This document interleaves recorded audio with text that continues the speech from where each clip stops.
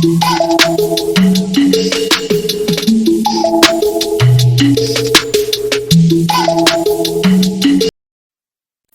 everyone!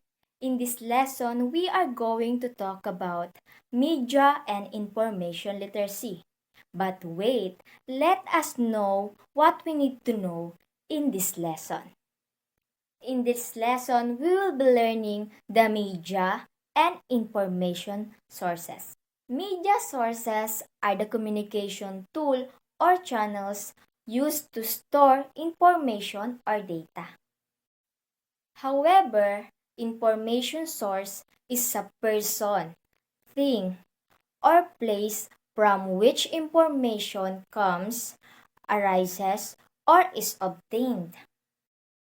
Particularly, we will learn that the indigenous media sources are all around us and how it shapes the messages we receive. Indigenous media can reference film, video, music, digital art, and sound produced and created by and for indigenous people. It refers to the use of communication tools, pathways, and outlets by indigenous people for their own political and cultural purposes. In addition, we will also learn how to pick valid and accurate information by answering the question how we can identify if the information is reliable. After going through this lesson, the learners are expected to first identify the types of information sources. Second, distinguish indigenous media from commonly used sources of information. And lastly, demonstrate an ability to examine and compare information between popular media and indigenous sources to evaluate reliability, accuracy, authority, and timelines. Hello everyone, I am May Alexa Bermudez Santos and let's proceed to the next activity. Do you know where you can get the right and reliable information? Acquiring the right information becomes the means of survival in this pandemic time where the fake news is anywhere. So the instruction in this activity, complete the sentence below by giving the correct answer. Use the picture on the right side as clues. You can also use the picture to help you recall the insights. We usually get the news from blank. Lately, latest news updates can now be available in blank, blank, and blank as a result of media convergence. This new way of accessing information has helped us during the pandemic because blank. What's new? Activity 1A, know where and what to look. As you have said earlier, there are many ways now to be informed. But what kind of information and where should we look for information? To find out, first, study the picture and answer the questions that follow and solve the puzzle that comes after it. Guide questions. Number 1. What does the picture say about information? Number 2. Based on the picture, where do people usually look for information? The word puzzle. Keyword puzzle. Across. Number 1. Synonymous with trustworthiness. Number 5. Means convincing force. Down. Number 2. Indicates freedom from error. Number 3. Implying desirable. Number 5. Suggesting appropriate. Synthesis. Based on the two activities above, let's try to combine the ideas of both your answers to activity 1A and 1B by completing the following sentences. Information are blank, however, information should be blank, blank, and blank.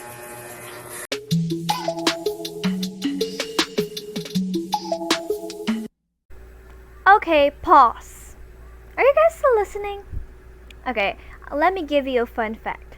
Fun fact about media and information sources is that the concept of fake news dates back to the ancient Rome, Emperor Augustus famously used his propaganda and false information to discredit his political rivals, particularly Mark Antony. He spread exaggerated or misleading stories about Antony's relationship with Cleopatra, which contributed to Antony's downfall.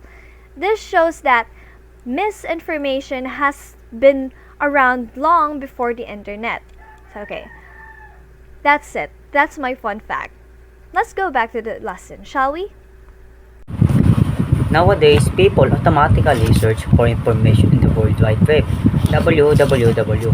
The Internet has a vast wealth of information where search range from social media accounts to library. Other types of media also have digital versions such as the newspaper, media, and television. Nevertheless, library still store the greatest number of media and information sources.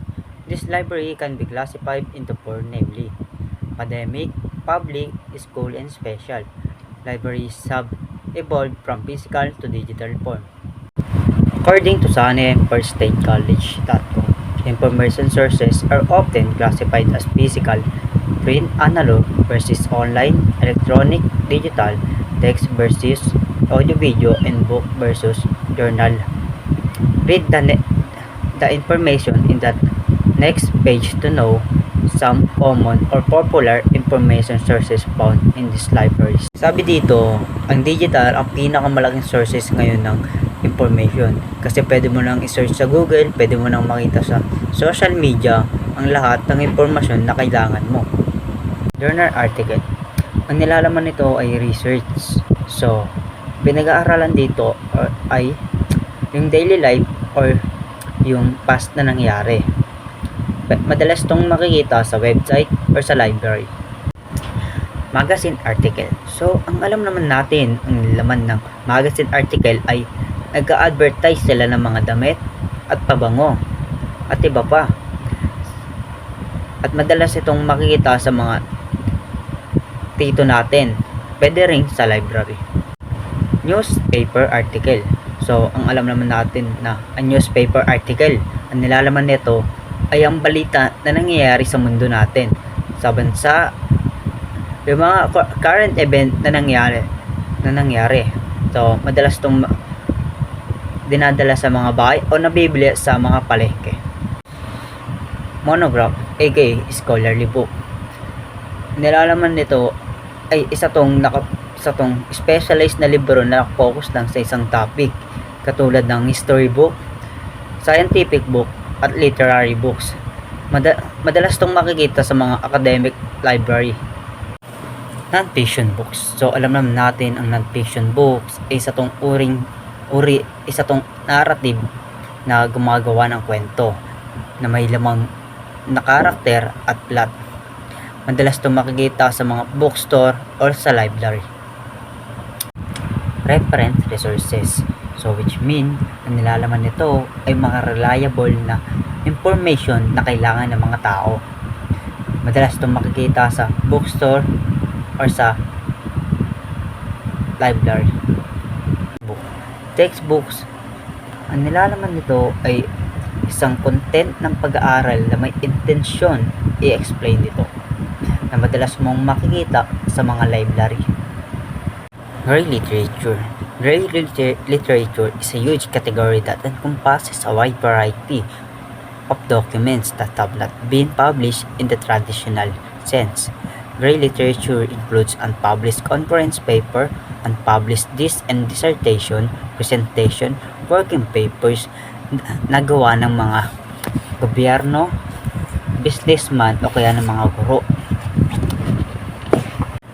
These are popular sources of information. The vastness of information found in the World Wide Web make it difficult to find accurate, reliable, valuable, authoritative, and timely information. So, as a consumer of information, we must use the following selection criteria checklist. We should always question an article or an information we are reading, whether it is reliable, is it accurate, or is it valuable? Is the person who wrote that article authorized? How is the author related to the article? Is the article you're reading or information you're reading recent? When was it made? Was it written recently or was it written long ago? So those are the questions that you should ponder when you're reading or processing an information to avoid misleading and misinformation. Indigenous media plays a crucial role in communities where mainstream media is inaccessible, especially in rural areas. It includes local efforts like barangay bulletins, house-to-house visits, and traditional forms like folk media, oral traditions, and gatherings. These forms of communication are highly credible because they came directly from the source and are not profit-driven. Indigenous media po is vital for cultural preservation, political determination, and education. By ignoring it, development programs risk being irrelevant to the communities they aim to serve, making indigenous media key to effective communication and progress. What's more, Activity 1, Media Double. Below are media sources. Identify which among them are indigenous media to your locality. If not, write its counterpart. Write your answer in another piece of paper. Number 1, Perspective by Ruben Canoy. Number 2, Philippine Daily Inquirer. Number 3, 24 Oras.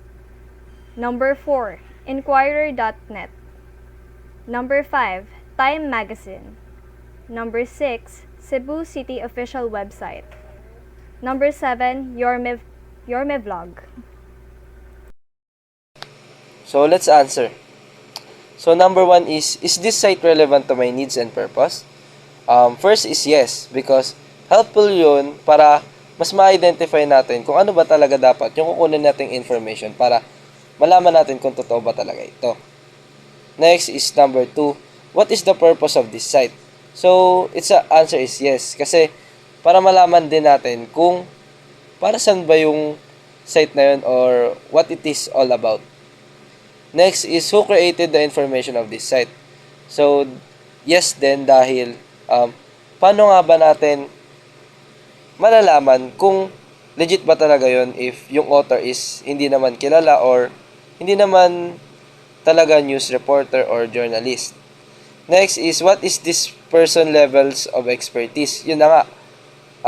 Yes din to dahil helpful to. Kasi para malaman natin kung legit or totoo ba yung mga sinasabi nito. And kung gano'n na ba siya kagaling dun. Next is, when was the information at this site updated? So, yes din, helpful din to para mas ma-identify pa natin. Next is, where can I go to check the accuracy of this information? Helpful din to para malaman natin kung gaano ba talaga ka-solidify yung info. Next is number 7, why did this person or group put this information on the internet? So, ano ba yung purpose if biased ba yun or non-biased? So, yes din, helpful ito. 8 is, does the website present only one side of the issue or are multiple perspective provided? So, yes din, para malaman natin if bias or non-bias yung info na yun. Next is, how are information and or images at this site shaped by the author's stance? Yes din, helpful ito. Next is number 10, is there anyone who might be offended or hurt by the information at this site? Helpful din to know the damages. And 11, how can I connect these ideas to my own questions and interpretation? Yes din, helpful ito para kung ano ba talaga yung na-observe nating info if ma-apply ba natin or hindi. Yun. Thank you.